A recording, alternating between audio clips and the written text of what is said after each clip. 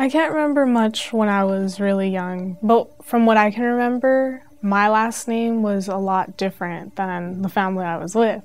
And I was thinking, well, that's weird, like, are all kids like this? Jennifer Lancaster was adopted by her grandparents when she was 6 years old. Everything seemed fine until middle school. That's when the kids were just being cruel. They started telling me mean things like, oh, you know, your original family didn't even want you, so they put you up for adoption. Jennifer was a quiet and shy student, an easy target for bullies. It made me feel pretty awful because they would bully me for anything.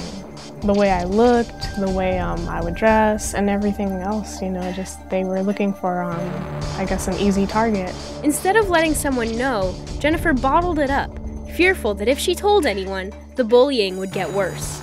I didn't want to talk about it to anyone at home. I was afraid that they would make it worse. Like the kids would eventually all gang up on me just for telling someone. Jennifer moved to a new middle school. Once there, she decided that instead of being bullied, she would be the bully. I don't know why I hurt the people that I did. Just hurt people.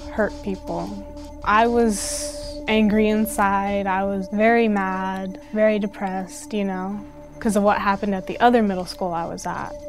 Jennifer's anger over being bullied grew, and when she moved on to high school, that anger started controlling how she felt about herself. Throughout my whole life, I was very skinny, very thin, but I didn't see it that way.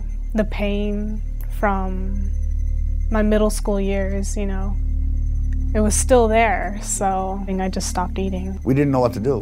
It was like walking on eggshells, you know. We didn't want to do something that would make it worse. I would faint.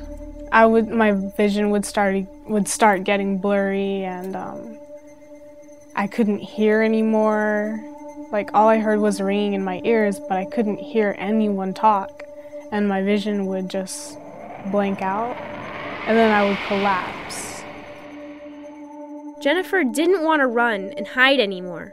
She needed help. As soon as I realized that something was going on with her, we started searching for answers. At 5 Acres, a child and family service agency, Jennifer started getting the help she needed to move forward in a positive direction. With help from other teens in the program, Jennifer began to realize she wasn't alone.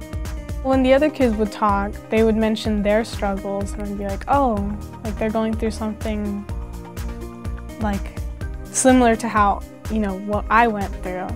So we could kind of relate. I've seen her change before my eyes. I've seen her since she first came to us and walked in our office with her head down.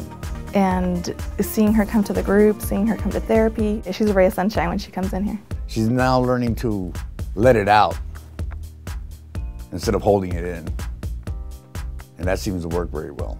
I think it's good that, you know, you should just be someone's friend who's struggling.